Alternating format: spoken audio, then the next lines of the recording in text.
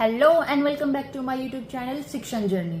आज हम इस वीडियो में ब्लूम्स टैक्सोनॉमी के बारे में पढ़ेंगे। It is the most important topic in BEd, CTET and other TET exams, क्योंकि इसके अंदर हम एप्लीकेशन सीखते हैं, जो लर्निंग के डोमेन्स हैं उनके बारे में पढ़ते हैं। तो सबसे पहले what is the meaning of taxonomy. Taxonomy is derived from two Greek words, जो ग्रीक लैंग्वेज थी उनके वर्ड से डिराइव करे गए हैं। फर्स्ट वन इज टैक्सेस, जिसका की मतलब होता है arrangement, and second is norms, जिसका मतलब होता है लॉ। तो इसका कलेक्टिवली मीनिंग क्या हो जाएगा टैक्सोनॉमी का? इट इज अ लॉफुल और orderly arrangement. In 1956 doctor Benjamin, professor in Chicago university, तो उन्होंने डेवलप करा था टीचिंग ब्लूम्स टैक्सोनॉमी, जो कि एक डिटेल्ड क्लासिफिकेशन थी, जो हमारे एजुकेशनल ऑब्जेक्टिव्स होते हैं, जिसके अंदर हम लेके चलते हैं कि बच्चों को कहाँ तक लर्निंग करवानी है, या हम उनकी अंडरस्टैंडिंग इंक्रीज करनी है, या कॉम्प्रिहेंसिव क्वेश्चनिंग कर सकें किसी भी क्वेश्चन से रिलेटेड, या उनको एक एप्लीकेशन सिखाना है, मतलब किस तरीके से हमें ऑब्जेक्टिव्स फॉर्म करने हैं, उनके बारे में एक टैक्सोनॉमी उन्होंने बनाई थी। तो इसके अंदर हम सबसे पहले पढ़ेंगे कि ऑब्जेक्टिव्स है उसका क्या मतलब होता है। It is based on the instructional objectives. The objective is to improve students' understanding, quality of knowledge that leads to the modification of behavior for better living. जो ऑब्जेक्टिव फॉर्मेशन होती है उसके अंदर हम स्टूडेंट की जो या लर्नर की उनकी बिहेवियर मॉडिफिकेशन के अंदर ध्यान दिया जाता है, ताकि वो चीज़ों को रियल लाइफ में अप्लाई कर सके और जो वहाँ पर वो प्रॉब्लम्स उनको ज़्यादा अच्छे तरीके से कैटर कर सके और उनको सॉल्व कर सके। Objectives are basically divided in instructional objectives and educational objectives. So the definition of instructional objectives is these are related to the learning outcomes that are achieved with a limited period of time, कि classroom के अंदर ही हमने कुछ बच्चे को instructions दे दिए हैं और वो कहाँ तक याद कर पाया है उसके बारे में ये होते हैं इंस्ट्रक्शनल ऑब्जेक्टिव्स। ये बच्चों को फिजिक्स की कोई डेफिनेशन समझा दी है, दैट व्हाट इज फोर्स। तो हम यही सोच के चलेंगे बच्चे को वो डेफिनेशन याद हो जाए, उसको लर्न कर ले। And the properties of instructional objectives are they are narrow, definite, clear and functional. Second part जो हमने objectives का divide करा है, that is educational objectives. They are broad compared to instructional objectives, general, theoretical, indirect, formal and concentrated with the entire education that change in behavior of educational activities. जिस प्रकार हमने force की definition को याद कर लिया, देन हम उस बच्चे को कुछ एग्जांपल्स देंगे कि किस तरीके से हम वो फोर्स को इंक्रीज कर सकते हैं, डिक्रीज कर सकते हैं। वो उसको अपनी रियल लाइफ में भी अप्लाई करेगा, चलते टाइम या कोई भी चीज उसको पुल करते टाइम, पुश करते टाइम, तो उसको एप्लीकेशन कर रहा है उस चीज की, तो वो एजुकेशनल ऑब्जेक्टिव्स के अंदर आ जाएगा।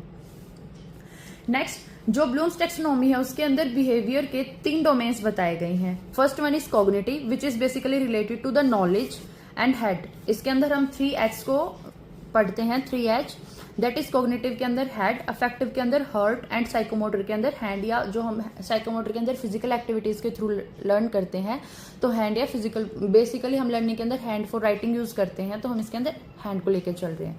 And affective domain is related to the feelings and which are related to the heart. साइक यूज के अंदर आ जाता है दैट व्हाट आर 3H। तो हमको याद होना चाहिए कि हेड, हार्ट एंड हैंड, ये है ब्लूम्स टैक्सोनॉमी के अंदर मतलब 3H का।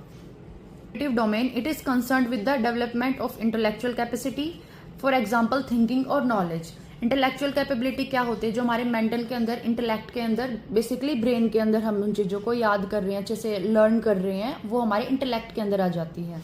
इंटेलेक्ट बेसिकली हमारी इंटेलिजेंस से रिलेटेड होता है। Next, affective domain, focus on emotions और affect that includes objectives which explain the aptitude, interest, change in values. Feeling, इसका ये डील करता है फीलिंग्स के साथ, इमोशंस के साथ एंड एटीट्यूड के साथ। हम किस चीज को कितने हद तक एक्सेप्ट कर पा रहे हैं, या किसी चीज को हम याद करके कहाँ तक उसको हम रिजेक्ट कर देते हैं, या भूल जाते हैं, वो हमारे अफेक्टिव डोमेन के अंदर आता है। We have psychomotor domain, that is related to motor skills. ये कंसर्न होता है हम उस चीज को कैसे कर सकते हैं। जैसे मैंने आपको 3 डोमेन्स बताए हैं, cognitive, affective and psychomotor. Cognitive deals with its 6 parts: knowledge, comprehension, application, analysis, synthesis and evaluation। और साइकोमोटर के अंदर होता है imitation, manipulation, precision, articulation, naturalization।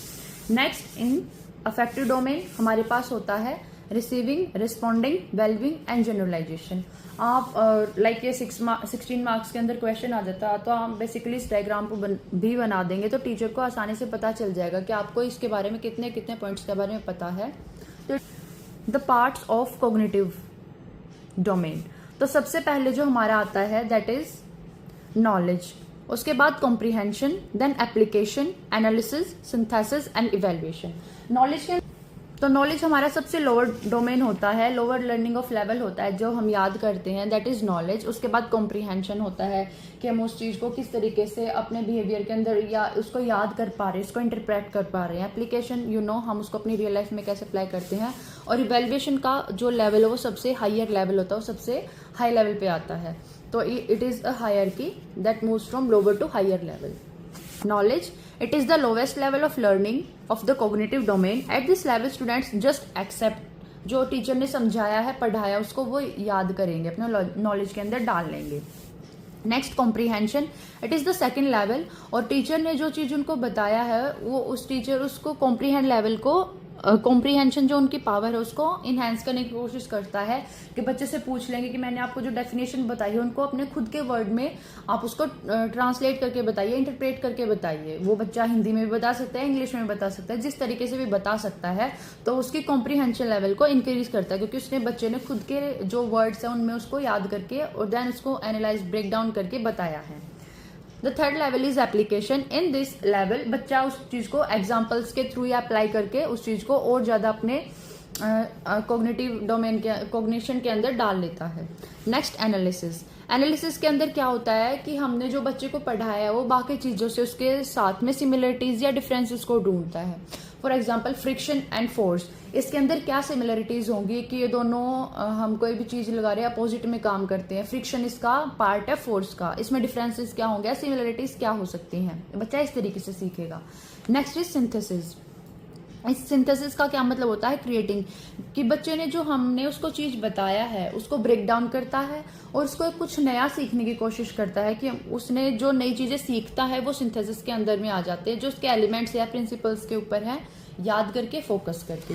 And the last level या highest level of the cognitive domain is evaluation, that is related with the formulation of judgement और justification, कि बच्चा नए नए फैक्ट्स को समझता है या उसकी चीज के सपोर्ट के लिए क्या चीज एग्जाम्पल को खड़ा कर पा रहा है, या कोई उसमें कोई लूप है, कोई टीचर उसके अंदर कोई भी चीज एडअप करके पूछता है तो वो उसका भी जवाब दे पा रहा है। Next domain is affective domain, which is और domain related to the feelings, attitudes, values and morals. इसके भी 5 लेवल्स होंगे, टू हायर लेवल काम करता है। First one is receiving, responding, valuing, organisation and generalisation. सबसे पहले हमारा आता है रिसीविंग। तो it is the first step which is lowest level also. तो इसके अंदर वो देखते हैं कि बच्चा कितना विलिंग है उस चीज को याद करने के लिए, कि उसका कितना इंटरेस्ट है उस चीज को याद करने के लिए, क्योंकि अगर स्टूडेंट के अंदर कोई इंटरेस्ट या विलिंगनेस नहीं होगी किसी भी चीज को सीखने के लिए तो लर्निंग भी नहीं होगी। Second, responding.